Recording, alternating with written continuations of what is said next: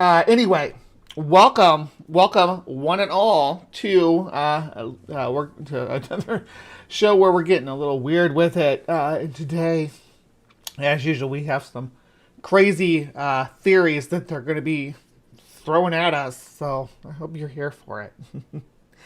This is a really bizarre one. I knew about this tangentially. Never really dug into it. We kind of like filed it away with other claims of this nature, but it's high time we talk about it. So let us dive into the 800 million year old sarcophagus in Siberia. Let's look at the Tsul princess.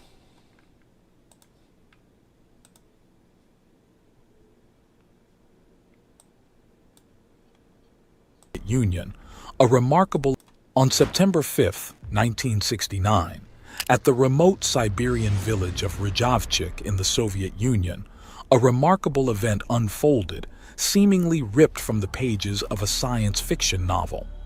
Это работал какой-то разум, возможно, космический разум. Может быть, это наши предки здесь действовали очень давно, потому что на глубине 70 метров примерно 800 миллионов лет или 600 миллионов лет, как ученые считают некоторые. As some scientists believe. I always love that. As some scientists believe. And you'll explain why they believe this, but yeah, it's all. Surface, in the dimly lit tunnels of a coal mine. The miners there worked tirelessly, the same as they did every day, extracting coal at a depth of 230 feet.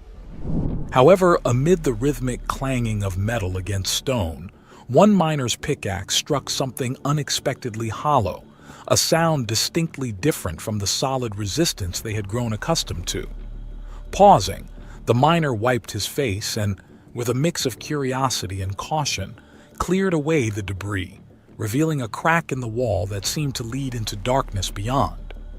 With a few more they find a secret chamber. Skilled strikes, the rock gave way, and the miners stood in awe as the wall crumbled, opening into a hidden chamber untouched by light for millennia. Inside, the air was thick with mystery, and their lamps casted a long shadow over a sight that would be forever etched into their memories. They saw a large marble sarcophagus of exquisite design, measuring around 8.5 feet in length and 3 feet in height. Immediately, the head of the mining district, Alexander Masaligin, received the bewildering report from one of his miners. Recognizing the potential significance of the find, Masaligin promptly notified the Soviet authority. And yes, this is the plot to Prometheus, apparently. Setting in motion a series of events that would lead to widespread speculation and intrigue. The discovery quickly became the center of attention among the miners, fueled by a mixture of excitement and apprehension. Masaligin ordered the sarcophagus to be extracted from its resting place, 230 feet below the surface, a task that was undertaken with a sense of urgency and curiosity. As the sarcophagus was painstakingly brought to the surface, the miners' imaginations ran wild with visions of gold and jewels that might lie within. At the same time, however, the fact that they keep calling it a sarcophagus kind of leads us to believe that there's no jewels inside, no treasure, right?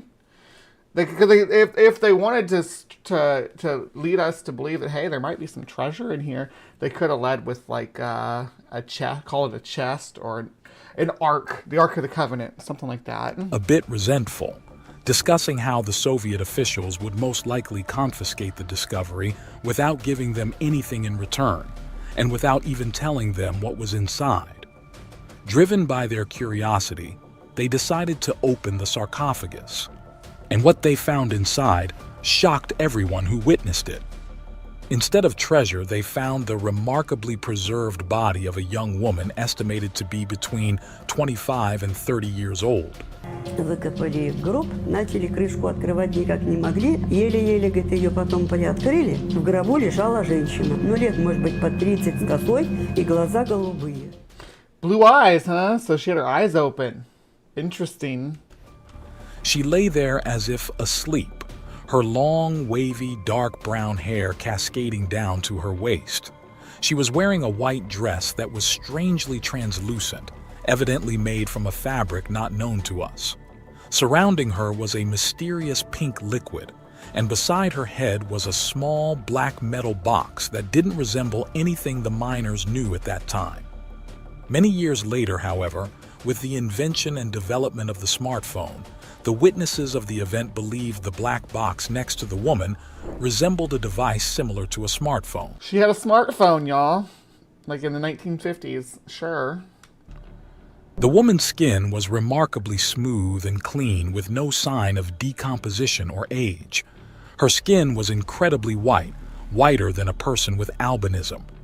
She looked more alive and healthier than the miners themselves. How can you be whiter than a person with albinism? Was she translucent? Albinism's pretty white. Pretty dang white. In fact, everyone was amazed by her beauty.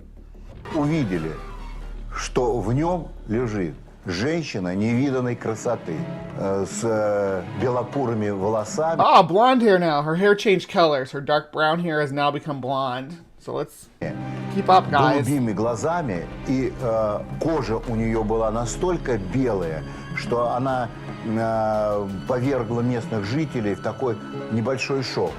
The sarcophagus stood open for many hours, and almost all the villagers came to see it. One reckless young man, driven by curiosity and perhaps the clear pink glance of the liquid, decided to amaze the people gathered around by dripping his finger into the pink substance and tasting it. At least it was just his finger. It turned out to be completely tasteless and odorless. However, in a sorrowful turn of events, just a week later, his mental condition rapidly declined. His disorientation... Moral of the story is don't eat anything out of a casket. Like at all. Ever. There's never a situation where you eating something out of a casket is going to lead to good things in your life. Just saying. Became so severe that he was unable to identify his own house, ultimately succumbing to the bitter cold of winter and freezing to death. His death wouldn't be the only one connected to the mysterious discovery. The beauty laying in the excavated sarcophagus soon became known as the Tisul Princess. They hauled it up, Rick. They hauled it up out of the mine and brought it into the village, and then they're like, we need to open this before the government comes and takes it away. And they popped it open, and then homeboy was like, I'm gonna stick my finger in there and taste it. And yeah, and got sick. With Tisul being the name of the district in which the village was located. Eventually, the high-ranking officials from the district arrived, along with police officers, firefighters, and military representatives, all descending to the site. Accompanying them were KGB agents in civilian clothes, arriving in a red helicopter. They immediately cleared the area around the sarcophagus, warning the gathered crowd of potential infectious hazards within. Their goal was to airlift the coffin with their helicopter and transport it somewhere where it could be analyzed. Attempts to airlift the sarcophagus proved futile, however, as it was too heavy. They decided to drain the pink liquid into special containers that would be transported separately. And that container was Vladimir Putin. Making the sarcophagus lighter. When they did that, something astonishing happened. Uh-oh. When the pink liquid was drained, the woman's perfectly preserved and lifelike body underwent a startling transformation. The skin changed from white to black in front of the onlookers in mere minutes, making the princess lose her lifelike appearance. This led many to believe that the pink liquid and the sarcophagus itself had some kind of preservation properties that could maintain her body in a state of suspended animation. The Tisul Princess... It's not suspended animation. If she's laying down sleeping, it's not animation. If she's dead, it's not animation. She's suspended, but it's not suspended animation. She's just suspended. She's preserved. She's like a jar of preserves. Now, in Siberia, a lot of things have been pulled out of the ice and pulled out of the tundra that are very old. princess was eventually transported to Novosibirsk for scientific analysis. Several weeks later, She's like McDonald's fries, right? Once you pull them out of the oil, you got just like a few minutes where they're still good, and then they're done. a professor from Novosibirsk arrived in Rajavchik to lecture about the unusual discovery in the mine. He disclosed that the preservation state of the princess was unlike anything previously encountered in the field of archaeology or paleontology. The liquid in which she was submerged had properties that defied explanation without any known parallel in natural or artificial embalming processes. Efforts to understand the age and origin of the sarcophagus and its occupant led to an extensive series of tests, including radiocarbon dating and other analytical techniques. However, radiocarbon dating, a reliable method for determining the age of organic materials up to 50,000 years old, was inadequate for the task at hand. The material of the sarcophagus, along with the preservation liquid... You wouldn't generally use radiocarbon dating for a sarcophagus, and it would be objectively unuseful on something that had been artificially preserved, right? Something that had been chemically treated to be preserved is not going to be able to be properly radiocarbon tested. Heck, some of the specimens we have in museums cannot be carbon tested because the organisms were, I'm talking about like insects and stuff, so they can't even, because they were preserved in alcohol.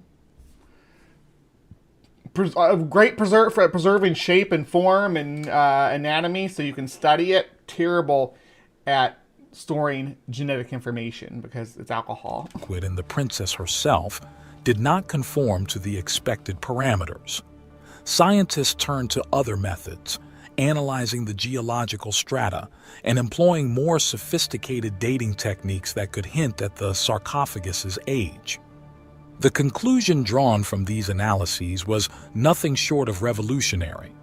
The data suggested that the Tisul princess and her sarcophagus were approximately 800 million years old, a figure that staggered the scientific community and challenged the very foundation of human history. Such an age would place the princess not just before the dawn of human civilization, but before the emergence of complex life forms. Right, 800 million years ago. So the Cambrian explosion was about 520 million years ago. So this was well before that. This would have been before Snowball Earth, right? This would have been before, before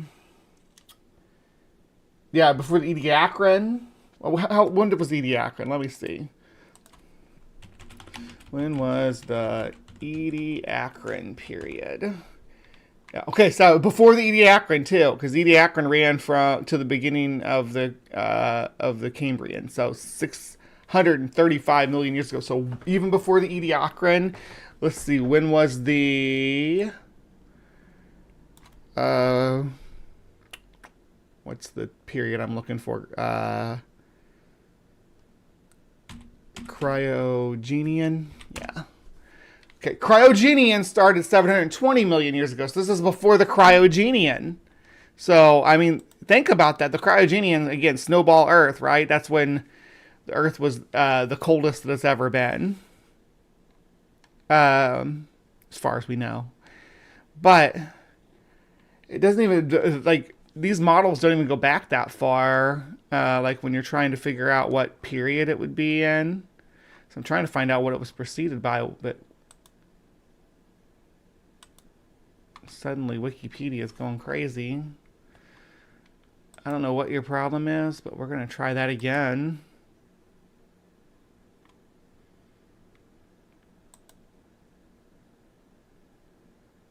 Can you take me to the Neo-Proterozoic? It's the second of 3 periods. I don't know what's happening with Wikipedia, but it's not giving me a good time. We're going to continue on. As we know them. This startling revelation prompted a re-evaluation of everything previously understood about the timeline of life on Earth. If the findings Did it, though? Why are we just now hearing about this? Why are we not all preserving our family in pink jelly? were accurate, they implied the existence of a civilization capable of creating the sarcophagus and the preservation liquid, a civilization that existed in a time when science had thought the planet was inhabited only by the simplest forms of life. The implications were profound, suggesting not only a rewriting of human history, but a complete overhaul of the evolutionary timeline itself. But this wasn't the only theory out there.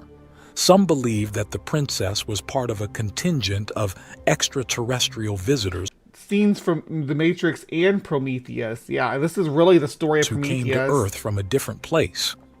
The completely white skin of the woman was believed to be a sign that she was from a planet with much less sunlight. The discovery of the Tisul princess, Assuming that her biology needs vitamins from the sun. You're making an assumption about this alien's anatomy. If it's an alien, why are you assuming that it would need solar radiation in any form, or that it would benefit? Yes, the engineers. opened a Pandora's box of questions, theories, and implications. The story began to spread, and an article about the discovery appeared in the local newspaper. This, however, prompted a swift and secretive response from the Soviet Secret Service. KGB agents returned, ridiculing the story as nonsensical, instilling the idea that there was no such thing and no such discovery had been made. The agents also started confiscating all newspaper copies with the article. The professor the Soviets.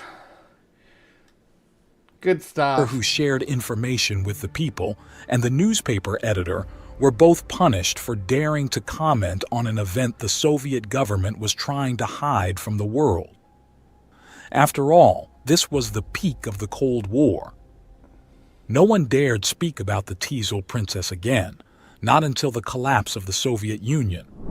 It was then that freedom of speech and independent media were established. So what is the pink goo? And how is the pink goo related to the black goo? Is the pink goo the good goo and the black goo is the bad goo? And if I need to remind everybody about the black goo, it's been a couple episodes back. Well, it's been more than a couple episodes. It's been a couple months back. Well, we covered the black goo. We've actually covered the black goo twice. Because the black goo is a mystery in and unto itself. And another article covering the discovery appeared. The article was from 2002 and was titled, "The Lady Who Is 800 Million Years Old." It appeared in the Khakassia newspaper and then in the Archaim newspaper. The journalist claimed that this story was told to him by a retired colonel of the KGB, who had worked in the past in one of the secret departments of this organization. The story once again gained... Was he the one that ate it? Was he the one that sampled it, that did a taste test? Maybe that was Putin. Maybe Putin was the taste test guy. ...and popularity. Currently, near the village of Rajavchik, not far from the place where the sarcophagus was found, a stone with a memorial plaque has been installed. The sign on the memorial reads, "In 1969, not far from here, a burial site was discovered during the development of a coal seam. In a 2-meter marble sarcophagus lay a beautiful young woman.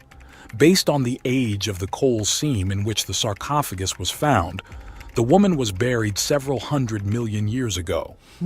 It was even discussed on Central Television, where eyewitnesses from the Rajavchik village who saw the sarcophagus opening with their own eyes confirmed the discovery's authenticity. But there was more to the story. It was later... It's kind of like the Roswell, you know?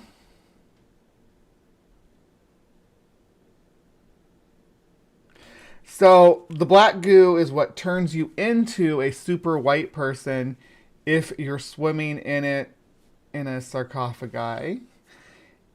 Is this where the TikTok famous pink sauce comes from? Yes, the pink sauce is made from the goo that was in this lady. Putin doesn't seem to age much. Bree, you're on. Exactly. Is there another goo that will give you a deep summer tan? Well, there's, I think Trump bathes in some kind of orange goo, but it's not really a summer tan. The pink goo from Ghostbusters 2 was powered by love, though, if I remember correctly. Revealed that years after the discovery of the Tsul princess, there was a series of peculiar fatalities among those connected to the sarcophagus. Just 6 months after the KGB confiscated the stone sarcophagus. Time for the curse! The curse, guys! We're only halfway into this nut today. This is we gotta yeah, orange goo. Ew. A wave of misfortune swept over the village of Rajavchik, plunging it into a state of mourning. Tragedy struck relentlessly, beginning with Ivan Karnaukov, the man who discovered the sarcophagus of the Tsul princess. His life was cut short in a harrowing accident when his motorcycle collided with a truck. Так что вот Карнаухов был. Он вообще-то никогда не пил, по крайней мере, сколько я его помню. Потом вдруг, оказывается, объявление было, что он напился и пьяный под машину попал. На мотоцикле. In a sorrowful continuation of calamity. Now, I'm not trying to downplay that the KGB had people killed for knowing things they shouldn't know. Green slime, pink fluid, black goo. Okay. Gotta organize them properly. A month after Ivan's death, a miner met his demise by drowning. The sole survivor of these ominous events was geologist Vladimir Podreshetnikov, who revealed that the discovery of the Tsul princess was not the only one of its kind. In the summer of 1973, military forces once again descended upon the Tsul district, as recounted by Vladimir Podreshetnikov. The troops established a stringent perimeter around the forest, prohibiting access to the locals and patrolling the village streets. The presence of the military was shrouded in secrecy, with the villagers being advised to maintain their composure without... Everybody's a princess. We decided this earlier, D. Remember? We're all descendant from princesses, and all our ancestors were princesses and kings and queens and emperors and warlords. Nobody was hauling the manure wagon back then. They were all royalty. Any explanation provided. Years later, the accounts of Vladimir Podreshetnikov were confirmed by Valery Malavany, a historian of special services and a retired FSB major general. He stated that archival records from the KGB indicate that in 1973, the area was subjected to an intensive security cordon, implemented in 3 concentric barriers. Not far from there, a lake harbored an island where additional graves were uncovered. Within these graves lay 2 more sarcophagi, each around 8 feet in length, bearing a striking resemblance to the original find. These sarcophagi were transported to Moscow and were estimated to be around 200 million years old. Oh. At least that's more close for tetrapods. At least there'd be tetrapods around. Come on now. Villagers were strictly instructed to keep silent about the incident. Из архивных источников КГБ СССР мы знаем, что в 1973 году этот район был жестко оцеплен в 3 слоя заграждения. На острове посреди озера отрыли 2 могилы. 2 могилы, которым было по 200 миллионов лет. So these must have been your younger Reports siblings. indicate that mining operations continued in the quarry for a while, but only with newly assigned workers. Local residents were barred from entry. While some dismiss the story as a fabricated tale magnified by journalistic and public intrigue, others are convinced of its authenticity. Since everything about the discovery was classified and all physical evidence was confiscated and kept secret, we only have the reports of the still alive witnesses and the information disclosed. You know, they always say eyewitness testimony is the best form of evidence, right? Or what is it? No, wait, that's eyewitness testimony is the worst form of evidence. Sorry, I get that mixed up. By Valerie Malavani. It's a fact that there really was a large coal mine near the village of Rajavchik during the 1960s, which was completely shut down in 1972 for unknown reasons. It's also worth noting that this area of Russia is where we can find the oldest coal deposits. It is believed that there were photographs and video recordings captured in the initial... I don't think we have any 800 million year old coal deposits, though. I don't think it's possible to have 800 million year old coal deposits. That's why it's so bizarre to make that claim about where the sarcophagus was found. If they were mining coal, the surrounding rock was definitely not 800 million years old. If they're mining coal, the very, very oldest, it'd be maybe Devonian or Carboniferous. Perhaps Cambrian. I don't know if there's any Cambrian coal. Are there Cambrian coal seams? Let's see. Cambrian coal seams.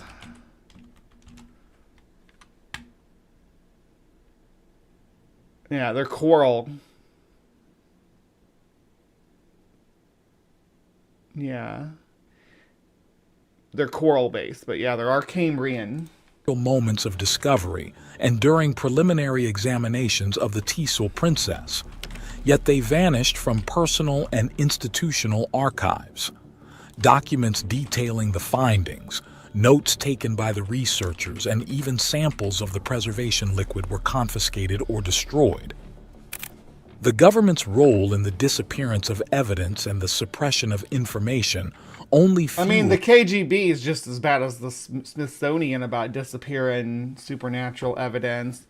Remember when Superman exploded and they took his corpse and hid it? That was in the Tunganista blast site.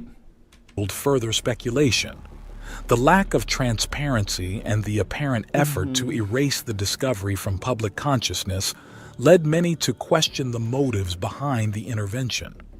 Was there something within the sarcophagus, or in the very existence of the Thistle princess, that posed a threat to the established historical narrative or to national security?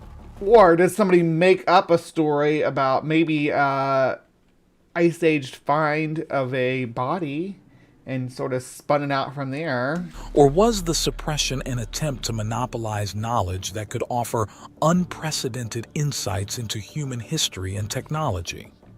The mystifying nature of the discovery, coupled with the government's heavy-handed efforts to obscure the facts, ignited the imaginations of people around the globe. Without tangible evidence to guide interpretations, the narrative of the Thistle princess became a canvas upon which a myriad of theories were painted, each offering a different explanation for her existence. Yeah, but yours is just as much nonsense as any of these, right? As an explanation. And the advanced technology that seemed to accompany her. What advanced technology? You said that looked like there was an iPhone in there with her, and then we never followed up on that. We never went back and said, hey, now let's go back and find out. Now, when they removed the liquid, she melted, but we still had her iPhone, so we turned it on, and yeah, there's nothing to prove that was technology and not just some kind of grave offering. One of the most prominent theories suggested the existence of a sophisticated ancient civilization, far predating any known societies. По всем внешним признакам можно сказать, что она не инопланетянка, а скорее всего представитель древнейшей цивилизации, которая могла стать прародителем всего человечества. Proponents of this Mighty Whitey, that's the secret sauce, right? That the Yeah, she had an iPhone with her, Sue. You missed that part? But that's the secret sauce, right? That this would prove that humanity has a white ancestry. That's the big rub. Idea pointed to the advanced materials and techniques implied by the sarcophagus and preservation liquid as evidence of a lost culture with knowledge and technology far surpassing that of contemporary humanity. This civilization, they speculated, might have existed on Earth in a period when mainstream science believed the planet to be uninhabitable or only capable of supporting simple life forms. The Teasel Princess, according to this theory, was a member of this ancient society, perhaps a figure of great importance, preserved for millennia through means lost to time. Totally, she was a ancient princess of Atlantis. Some kind of cataclysm or something else has destroyed the civilization. Ooh, is that Atlantis? Might it be Atlantis? Are we back to Atlantis? We were at Atlantis last week. Цивилизация погибла, и вот как раз она осталась напоминанием, что жизнь на Земле была до какой-то великой катастрофы. Придет время, и она проснется. Others believe that She ain't gonna wake up now. The Soviets melted her. Good job, guys. You melted our future queen. That's probably why things are so crappy right now. She was supposed to wake up about 30 years ago and bring us into utopia, but the Soviets melted her. dating of the discovery was wrong, that the princess was not 800 million years old, but around 50,000, which would still make the discovery groundbreaking. There are also those who speculate she might have been an extraterrestrial from a crashed spaceship, suggesting she could have been in suspended animation, with the metal box beside her. I don't think you know what the word animation means, the way you keep saying it. Suspended animation would be like if you were leaping through the air and suddenly time froze and you were stuck there in suspended animation. Or even, not, you don't have to be doing anything. You can even sit there looking at your phone. Time freezes. You're in suspended animation. But when you're a corpse in a coffin, it's not suspended animation. It's just preservation. Serving as a timer for her awakening and a means to with the metal box ship, suggesting she could have been in suspended animation, with the metal box beside her serving as a timer for her awakening and a means to return to the surface. Supporters of so they call it a metal box here, which, you know, my iPhone's mostly plastic. It's not metal, some glass, and I mean, there's probably a lot of copper and stuff inside here, but this theory argued that the materials and methods used in her preservation were beyond human capability at any known point in history, suggesting an origin not of this earth. The seamless preservation and the material of her dress, together with the black box, which had no known counterparts in human technology, were cited as evidence of extraterrestrial influence. This theory often intersected with ideas of ancient astronaut visitations, which propose that human history has... We got to get some ancient astronauts in here, right? We only got a minute left, like literally, not even a minute. We got 58 seconds left. Time to bring in the ancient astronauts. Been periodically influenced by contact with alien civilizations. The questions raised by the disappearance of evidence and the silencing of witnesses remain unanswered, adding to the mystique of the Teasel Princess. The absence of tangible proof and the efforts to discredit those who had seen the artifacts firsthand have transformed the discovery into a modern-day legend, a story that continues to captivate and provoke debate. What do you think about the Teasel Princess? Tell us your theories in the comments below. If you want to learn about another incredible discovery from Siberia, you can watch our video on the Gornaya Shir. Yeah, Tombs of the Giant. We're actually, you know, the thing about the Teasel Princess, yeah, this is reported here. Some background and stuff, but I decided to watch that instead of reading it. But it's often conflated with this discovery, the Siberian Ice Maiden. The Siberian Ice Maiden, known locally as the Princess of Akok. Nice name. The Atali princess, or how do you say that? Altai princess, uh, Divoshka, and Oshibala, the heroine of the Atalic epic, is a mummy of a woman from the 5th century BC, discovered in 1993 in a kurgan belonging to one of the Pazarike burials from Pazarike culture in the Republic of Altai in Russia. It was among the most significant Russian archaeological finds of the late 20th century. In 2012, she was moved to a special mausoleum in the Republic National Museum in Gorno-Altalysk. The mummified remains of the Ice Maiden is a Scythio-Siberian woman who lived in the Eurasian steppe in the 5th century BC, was found undisturbed in a subterranean burial chamber. Natalia Polsmak and her team discovered the Ice Maiden during the summer of 1993. She was a senior research fellow at the Russian Institute of Archaeology and Ethnography in Novosibirsk. It was Polsmak's 4th season working on the Ukok Peninsula. So, I don't know if I'm going to get... is it Ukok Plateau? Where the Institute was continuing its research into early habitation of southern Siberia. Now, over 2 decades later, there are few English language sources available for the important discovery. Polsmak National Geographic article from October 1994, a BBC documentary from 1997, feature Polsmak and members of her team are the most informative and accessible. The Ice Maiden was a representative of the Pazyryk culture that thrived between the 6th and 2nd century BC in the Siberian steppes.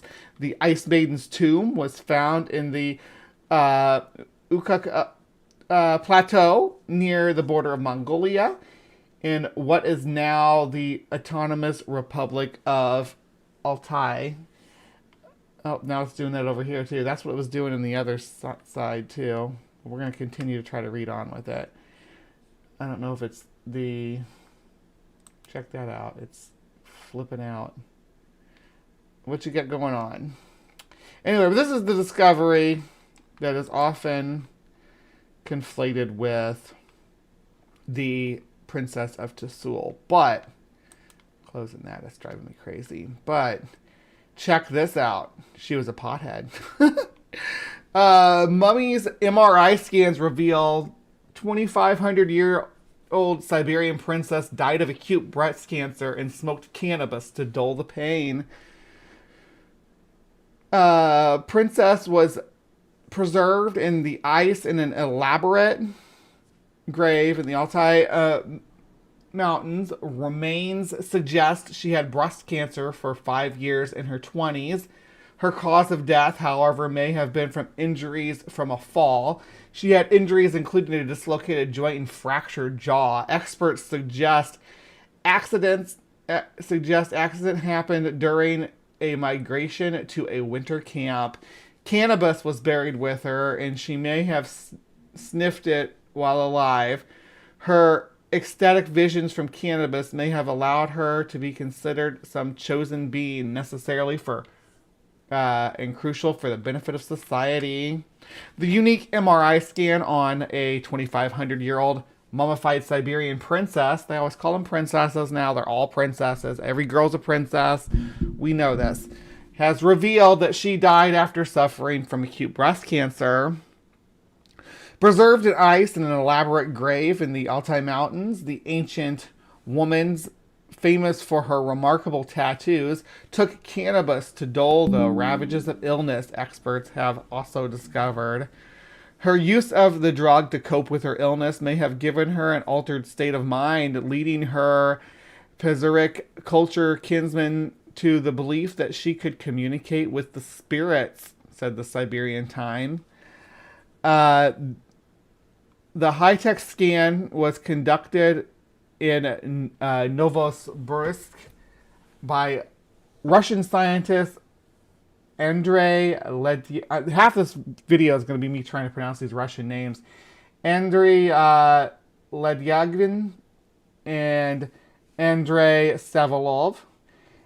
They stated that we were dealing with primary tumors on the right breast and right axial lymph node with metastasis. So it's just showing where her cancer was discovered. Dug from the drugs. I got drugs on the brain. Dug from her permafrost burial chamber on the High Ukok Plateau in 1993. Analysis of her remains earlier highlighted sophisticated tattoos of great artistry of fantastical creatures, while in her tomb was also found clothing and a headdress, making a makeup bag, a stash of cannabis, enabling experts to build a detailed picture of her life and looks. Separate from the MRI, academics also concluded she was a virgin who lived deliberately celibate life. High-tech scan was conducted in Novosibirsk by Russian scientists Andrei Ledyagin and Andrei Savalov. Showed the princess had suffered as a child or adolescent from osteomyelitis. Osteomyelitis. Good grief. Osteomyelitis. An infection of the bone or bone marrow, and later from injuries consistent with falling from a horse. When she was a little over 20 years old, she became ill with another serious disease, breast cancer. It painfully destroyed her over perhaps 5 years, said a summary of the groundbreaking medical findings by archaeologist Professor Natalia Polismak, who first found these remarkable human remains. During the imaging of mammary glands, we paid attention to the asymmetric structure and the varying asymmetry of the MR signal, stated Dr. Ledyagin. We are dealing with primary tumors on the right breast and the right axial lymph node with metastasis. The three first thoracic vertebrae show a statistically significant decrease in MR signals and distortion of the contour, which may indicate the metastatic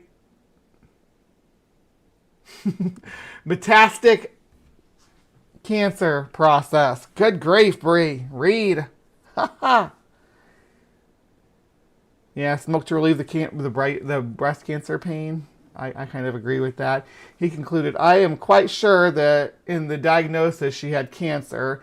She was extremely emaciated, given her rather high rank in society and the information scientists obtained from studying the mummies of elite Pazariks.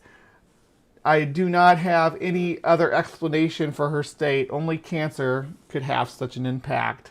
Her actual death may have been from a secondary factor, possibly an injury from a fall from which she initially survived but was probably bedridden. And here's her remains.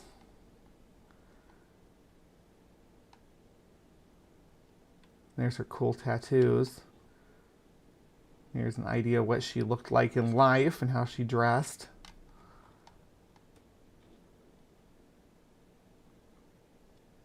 Pretty cool stuff, though. But yeah, this story is often conflated with the Sissul princess to make a larger, more comprehensive narrative, which it doesn't really fit. The story is super cool in and of itself and by itself.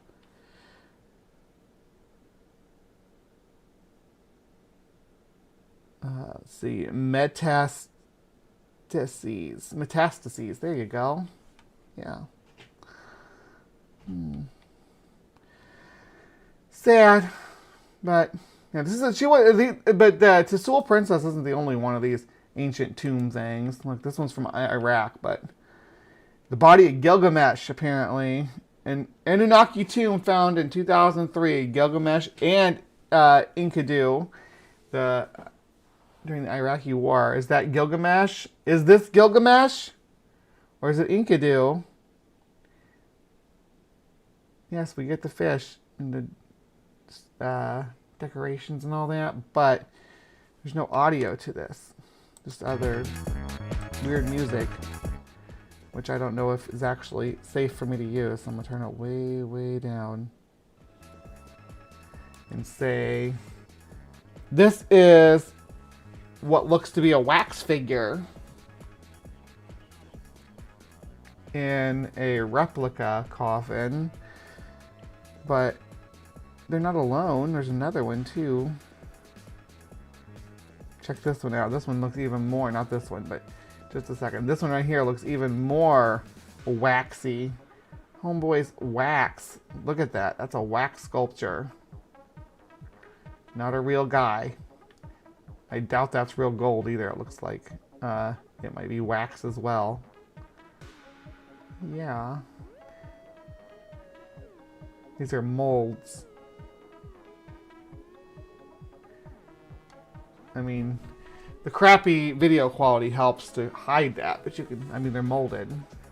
They're wax molds. This is in a wax museum somewhere, right? And they go into different artifacts and stuff.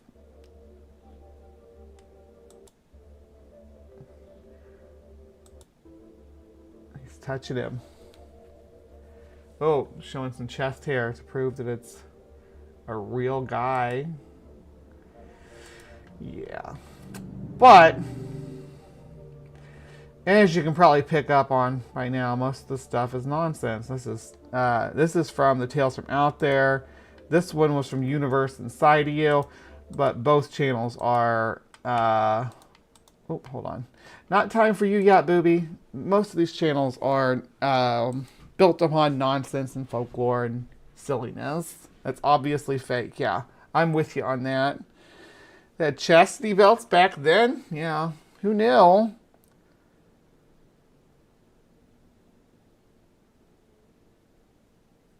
Yeah. I mean, if you disagree with me about any of this stuff, anybody thinks that the Tsul Princess was a real alien or engineer or whatever, or that that she was part of some lost Atlantean civilization, that she was part of the precursor to the human race, the secret species, let me know. I want to hear. Give me the evidence. Show me more. I couldn't find anything more on this than what we just looked through. Pretty flimsy stuff. Pretty flimsy stuff. Coming from, post-Iron Curtain reporting. But, I appreciate everybody who wants to give an opinion on it. So you give me yours, and I'll give you a response down below in the comments if you do. If you haven't hit the thumbs up button, can you do that for me, please? It really does help out the channel. A comment does too. Comments help out the channel so much. If you say something just down below, like, oh, Ice Princess or something, just whatever it takes.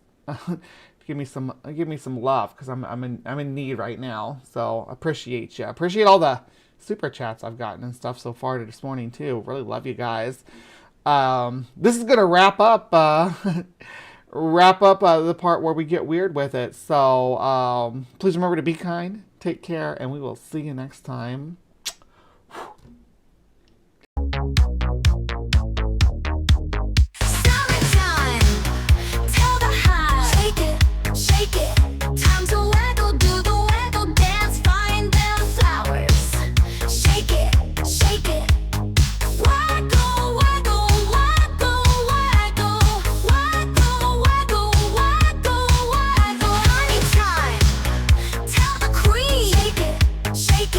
What?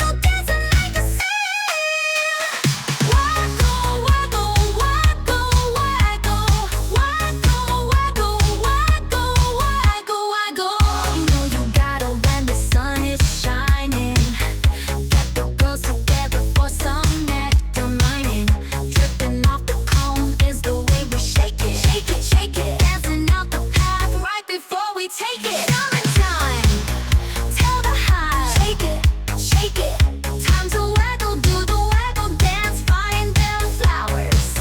Shake it, waggle, waggle, waggle, waggle, waggle, waggle, waggle, waggle. Honey time, tell the queen.